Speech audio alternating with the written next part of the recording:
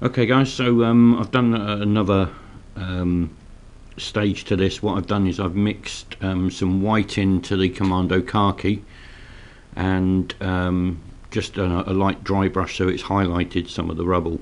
When I've been looking at the rubble, it looks as though they're books, and there's a table and some axes and bits of wood and that around. So what I'm going to do is I'm going to make these bits here, some of these like pages that have been ripped from books rather than actual rubble. There is some rubble which we'll deal with in a minute, but first what I'm going to do is just make it look like old paper. So I've got some, I'm going to start with a base coat of Zandri dust again, and what I'm going to do is just pick out some of these pages that have been ripped and torn, but what I want to do is leave some of that colour that's already on there. I want to leave that, so it's going to give it some definition. So this is all we're going to do, is just pick out these little bits and pieces, and this is another job that's going to be a bit time consuming, but it's going to look good when it's done. Well, I hope so anyway. But we'll do a bit of scroll work and add some details onto these pages a bit later. It's just a matter of picking out what you think is going to be a page and what you think is going to be a bit of stonework. But this is what we're going to do for now. I hope you can all see this on camera.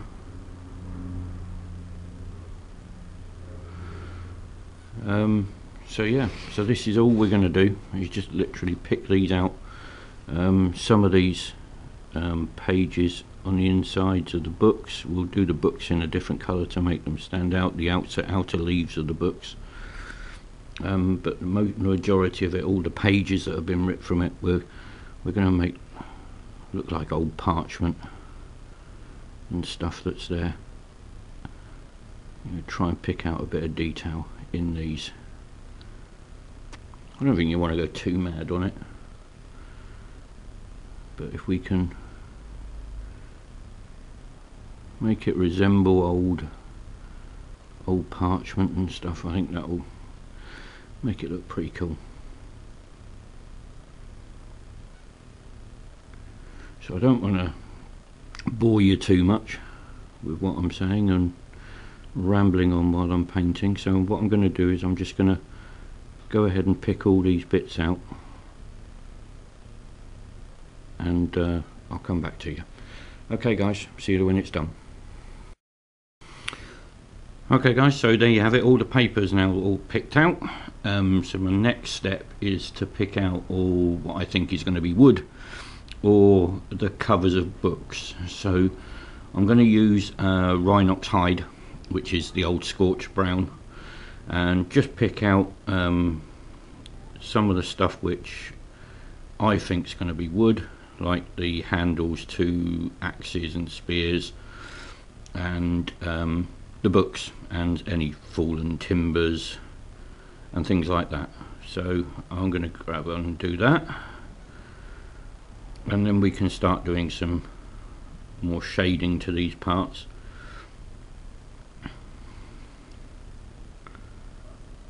And there you have it guys.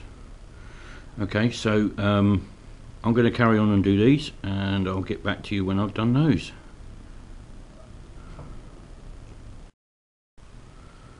Okay guys, so now that's done, we've got the wood, all the wooden parts done on it. We've also got all the parchment, the paper, covered in the first base coat. What I'm going to do now is, I think it needs a bit of colour in there just to bring something out. So the book covers, I've decided what I'm going to do is I'm going to do them greens and browns, a bit like old books that you find in stately homes and stuff like that. So I'm going to use Mecrite red and I'm going to use Narlock Green just to pick some of them out, just to add a splash of colour here and there. Obviously the figures when they go onto this base will bring the colour to it anyway. So that's what we're going to do next. I'm going to do that, and then I'll come back and show you how I've done that. Okay guys. So now you can see we've got the books done. Just adds that little splash of colour in there. Now what we're going to do is we're going to pick out any metal parts, and we're going to do that with bolt gun metal. What I'll be doing with this afterwards is rusting it down a little bit, so it's just giving it a base coat of the bolt gun metal, just to define that it is actually metal. We've got a couple of axe heads there. What else have we got that would be metal? I think what we can do is we can pick out some of the details on some of these books. For instance, there's corner plates on this one here. I think if we do that in metal, that might look quite nice. So we'll just pick those out. Just a couple of little spots on the end there. What we also have, we've got a helmet from the dwarf that's been slain, so we'll pick that out as well while we're there. And it's all starting to come together. A few washes and a little bit of highlights, and we're nearly done on this figure now. On the dwarf itself, there's a little bit of chainmail, so we'll just pick that out on his arms and around his chest part there. So if we pick those out while we've got the bolt gun metal,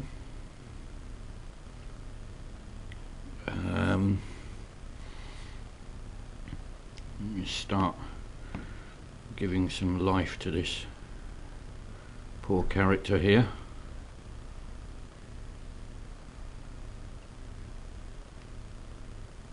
So yeah, that's him done. He's got his chainmail on. So that's him. That's that one done for that. What else have we got? It looks like a grand sort of tome that he's got there. So I'm thinking of doing that in. We'll do that in brown, and then we'll put some gold highlights on that. So if we go back into the Rhinox hide, and I think what we'll do is we'll just pick that out in brown, and then we'll dry brush some gold over that, and I think that will give him some importance. Gold always seems to give importance to characters, in my opinion. Right, so that's that done. The next thing we've got to look at is the actual bone parts of this skeleton dwarf down here. I think we'll do that next, and we're going to use Deneb stone for that. Just give the bottle a quick shake.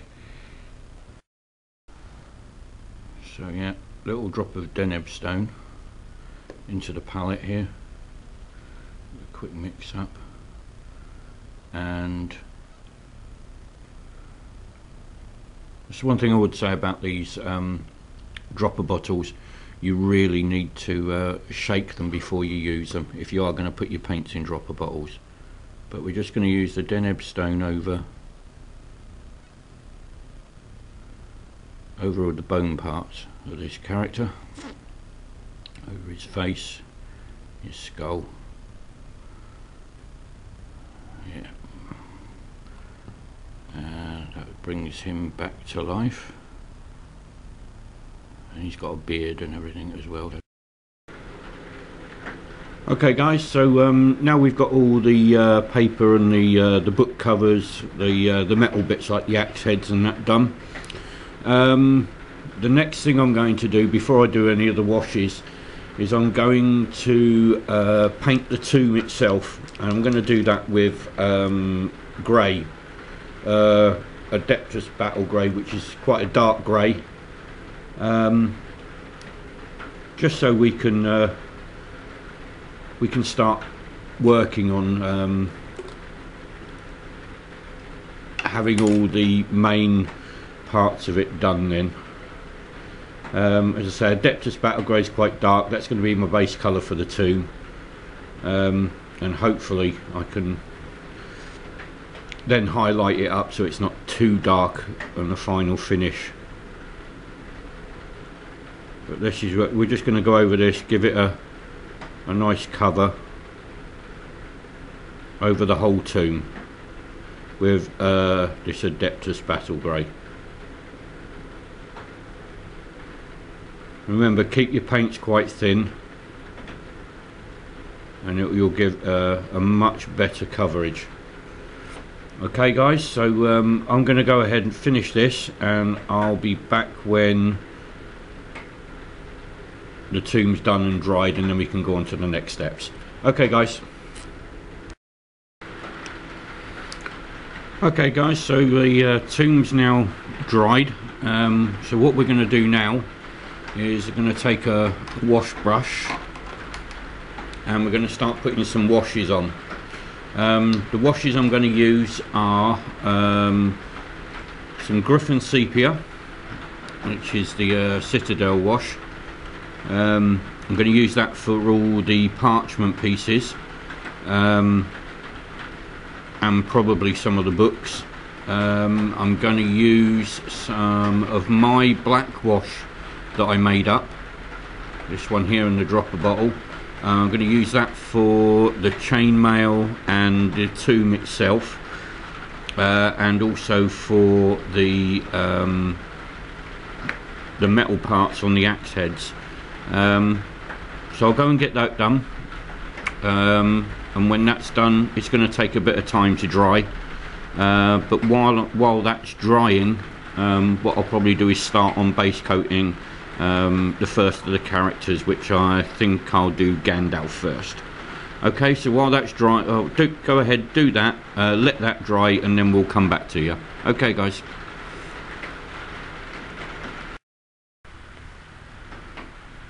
Okay guys, so the washes have now dried on this base, so now we're going to start doing some highlighting. We're going to start with the parchment, and we're going to use Ushbati bone, which is bleach bone equivalent, I suppose, on the new Paints from Games Workshop. So we're just going to pour a bit of this into the palette here, and we're just going to pick out some of the highlights on the parchment pieces that are scattered over the floors. We're not going to pick out too many, and it's just really the edges is what we're looking to pick out. So it's literally going over the edges. I'm not sure if you're going to be able to see this on camera, but it's not using too much, and it's just highlighting the very outside and trying to leave the washes around in the crevices, etc., and just where you think the light will be hitting the paper, just put a little touch of the Ushbati brown. And that's literally all we're trying to do here. We're not trying to be too clever with it, but we just want it to accentuate the paper that's down there. And when this is all dried, the next stage for this parchment will be to actually take a liner pen, a draftsman's pen, and we're going to actually put some little symbols and lines of black over it, so it makes it look like there's writing and the like all over it. But all we're doing here is just picking out the highest parts and just basically leaving some of the wash that we've already put on, just making sure that stays where it was intended to be, so it does the shading job for us. And as you can see, it's not looking too bad at the moment. So just go around, pick a few of these out, and that's all we need to do with this part of it. That's going to take a while to go and pick all these bits of paper out, guys, so when that's finished I'll come back to you. Okay guys, so there you go. I've highlighted all the parchment paper. I hope you can see that there. While I was at it, I also highlighted the books, and I highlighted the greens and the reds on the books. The reds I highlighted with blood red, and the greens I highlighted with goblin green. As you can see, when you're highlighting, it's just the very edges you want, and you want to leave little indentations of the washes and the original colour there, just to give you a bit of depth to it. Okay, now I'm going to highlight the tomb itself, and to do this I'm using Fortress Grey, which goes on top of the Adeptus Battle Grey and the black wash that we've done. But I'm not going to highlight it in the normal way. I'm just going to pick out a few little pieces with the very side of my brush.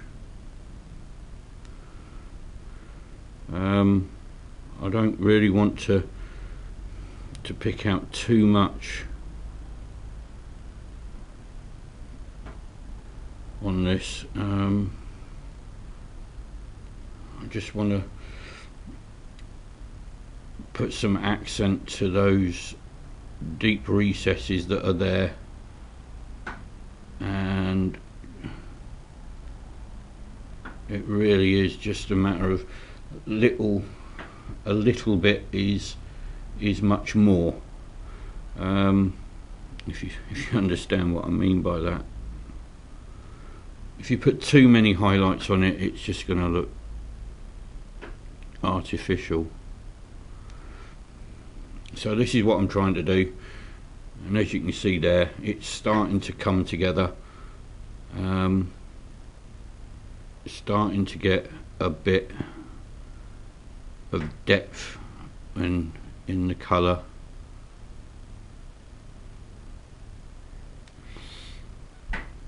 Don't want to go too far with this, and I don't want it to be too stark a contrast.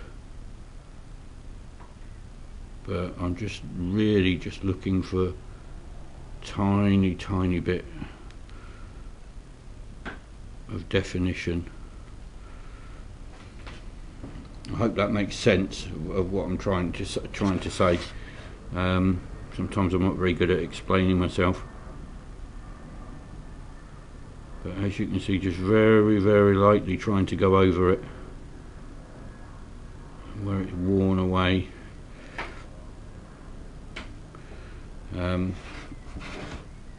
Just turn it round so you can get your angles right on it as well, and just like a Morse code pattern, just dot and dash it, and when you got the cracks in the tomb, just highlight those a little bit.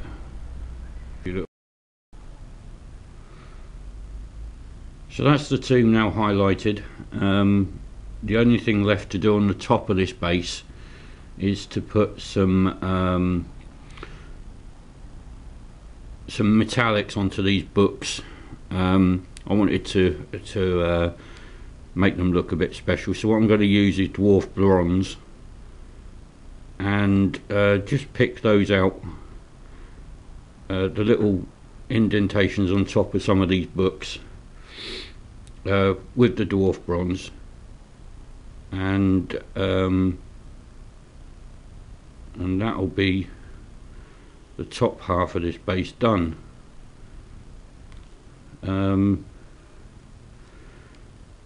May take a couple of coats of this, but just try and be very careful and pick out the little bits.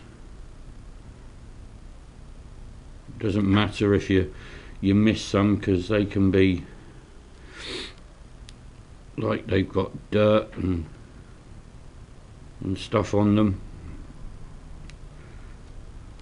We just make them look a bit special, like they were regal tomes, history of the dwarf clan that owned them. But this one, this dead dwarf is using, I'm just going to try and pick out a few little bits in there.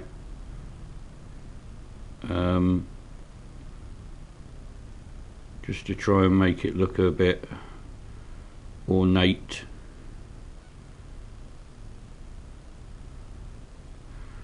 Just see how we go with that, and there you go.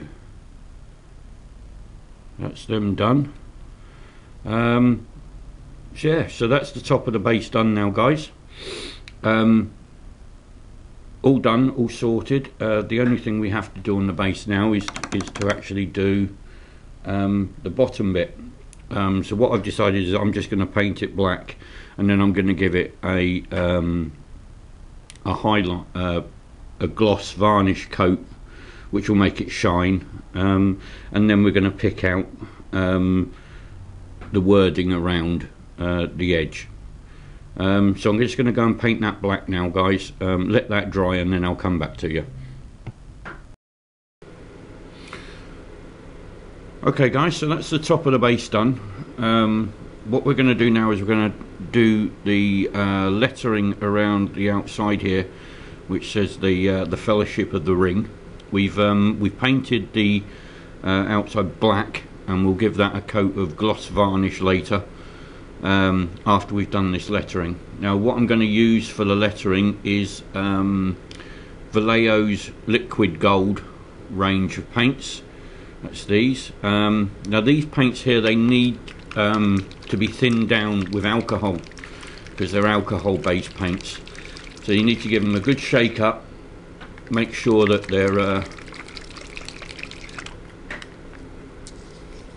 they're all a uniform colour on the bottle, and they're in kiddie proof cartons as well.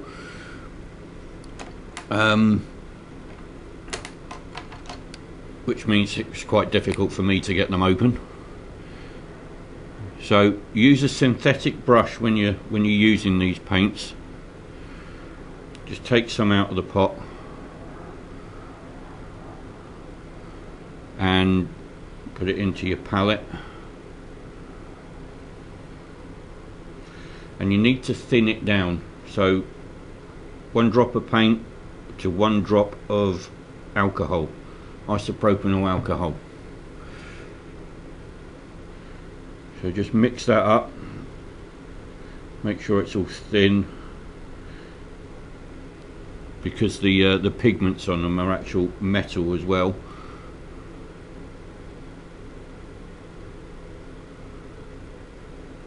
And you need to keep thinning them every 2 to 3 minutes, because the alcohol will dissolve in it or vaporize. So once you've got that done, you can now start painting.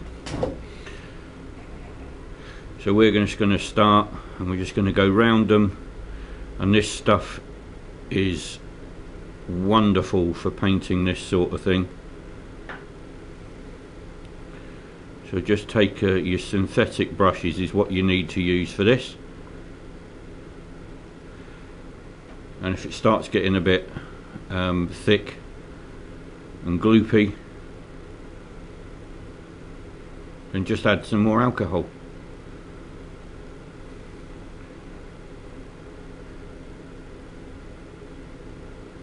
Fantastic range of colours on these as well. I've been using them a lot lately. I think if you're looking for metallics, I think these are absolutely superb paints to use.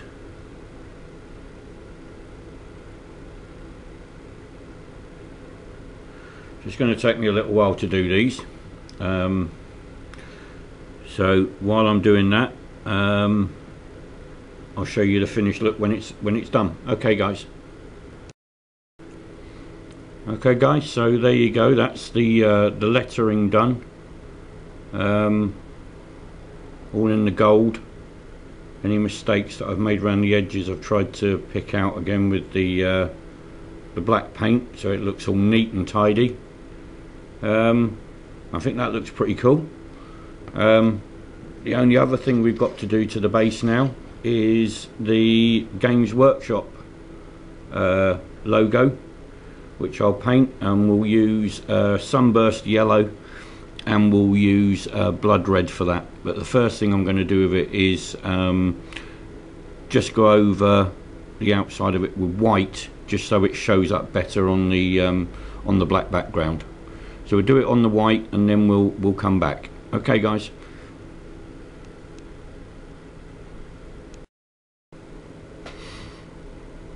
Okay guys, so I've picked out the Games Workshop logo now. I used Blood Red for the red, and what I used was golden yellow rather than Sunburst Yellow, because Sunburst Yellow was a bit too bright, I felt. So there you go. That's the first layer of the Games Workshop logo done. We've just got a couple of bits to do.